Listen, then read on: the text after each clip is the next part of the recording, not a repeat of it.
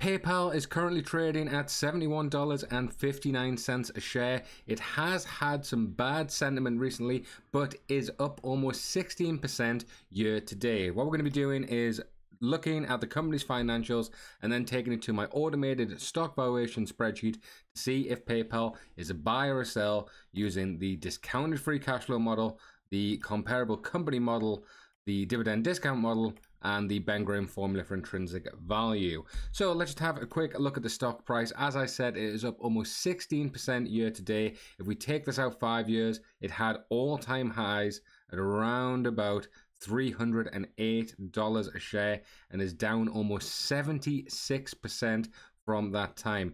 But it was trading at around about $53 and has rebounded about 30% in that time. So can the stock get up to those prior highs once again? Is this a value play or is this a value trap? Let's have a look now. So if we go to my automated stock valuation spreadsheet and we type in the ticker here, PYPL, this will load up all the company's latest financial data. As I said before, it has a price of $71 a share, market cap of around about 73 billion. Quite a low PE ratio of 17.34 with a market average of 29, so that could suggest it is undervalued. Earnings per share $4.13, a beta of 1.42, meaning it is much more volatile than the market. And analysts currently say it is a buy at around about $78 a share. It does not have a dividend, so we'll be not using the dividend discount model to evaluate this stock. Let's have a look at the revenue. Revenue is steadily growing. We have the numbers going back from 2015, and you can see it has been steadily growing, even in the trailing 12 months, up to its all-time high of 30.4 billion. So that is a good sign. Next, you want to see, is the company profitable? And yes, it is. And once again, we are seeing all-time highs of 4.34 billion in the trailing 12 months. It did have its highest in 2020, 4.2, dropped down to 2.4 billion in 2022, but has rebounded pretty strongly. Next, we want to have a look at free cash flow. Is that free cash flow growing? And it is down in the last few years, but has had a strong rebound to around about $5 billion a share. What are they doing? Speaking of shares, they're actually buying back shares. They're not issuing new shares for capital. So two things. This is rewarding shareholders because individual shareholders now own a larger percentage of the profits of the company. And also this could suggest that PayPal think their shares are undervalued. Now, if we do look at this, when they were buying back shares in 20 to 22, this was obviously a bad move because the stock price was $300. But now that it's cheap in air quotes, it has turned out to be a good decision with the most recent years. And they have bought back quite aggressively in the full year of 2023. Assets versus liabilities, pretty much neck and neck the entire time. You can see it's been pretty consistent from about 2020. Now let's have a look at my discounted free cash flow model. We're actually going to look at the, let me just take these averages. We are going to look at the trailing 12 months because we do have these numbers. And if we look at the averages, that gives a share price of $118 a share. Also, if you're interested in the sheet, please check out my Patreon. Links are in the description. But let's have a look and see if we agree with these numbers. So firstly, we're looking at revenue growth rate.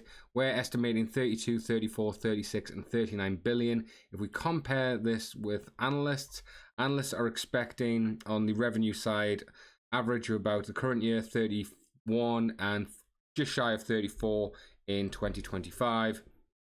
Which is, okay, well, we'll even bring these down numbers just a little bit. We'll do about 5.5%. Still $113 a share. Next, we look at the net income margins. You can see they've been all over the place. We're going to take an average of the last 3 years to be a bit more conservative once again. That brings us down to about 12.4%. Still a $96 stock. Free cash flow to net income. What we'll do is we'll take an average of these ones. 105%. So this is certainly more on the conservative estimates here, and still a $78 stock. So that is on sort of being quite conservative with those on the discount free cash flow model. But if we look at the averages of the company, as we said before, it's around about $120 a share. Next, we have a look at the comparable companies model.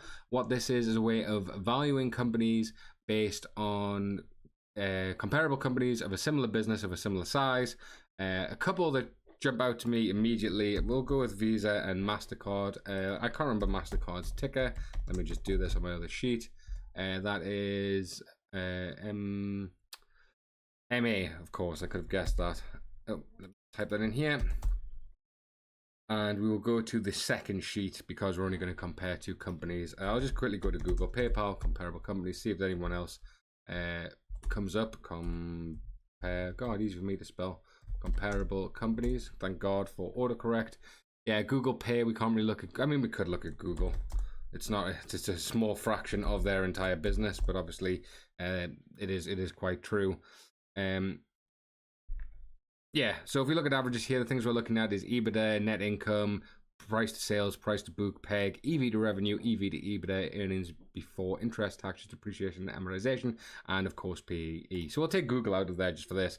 In terms of 5-year growth rate, PayPal is beating both Visa and MasterCard. Similar levels of revenue, but if we look at the equity value here, $500 billion and 430 billion. PayPal is nowhere near that, but if we see the revenue growth is pretty good. EBITDA is much lower than the other two. Net income is a lot lower as well. Profit margins on Visa and MasterCard are absolutely massive, 55 and 46%, whereas PayPal is only 14.26. Lowest price to sales by a lot, lowest price to book by a lot. The PEG, which is Peter Lynch's ratio price to earnings growth, is the lowest as well. Now, obviously, they want this to be closer to 1, but is the lowest value here. EV to revenue lowest, EV to EBITDA lowest, PE lowest as well. Varying prices here from $300 to $87. We do take an average of that to $160. You can see this is EV to EBITDA and PE numbers pretty close to what we were seeing in terms of the discounted free cash flow model. As I said, dividend discount model not valid for this one. So let's get on to the final one, which is the Ben Graham formula for intrinsic value. This looks at the earnings per share, the PE of a no growth company, which has been revised to 7. This is the reasonably expected 10-year growth rate of earnings per share. This is the AAA bond yield, and then the current corporate bond yield. Very high inflationary environment at the minute still. Moody's season AAA corporate bond is 5.12%. Let's see what analysts are expecting in terms of PayPal's growth over the next 5 years. Quite a high number, 19.45%. And I think this will say it is a buy.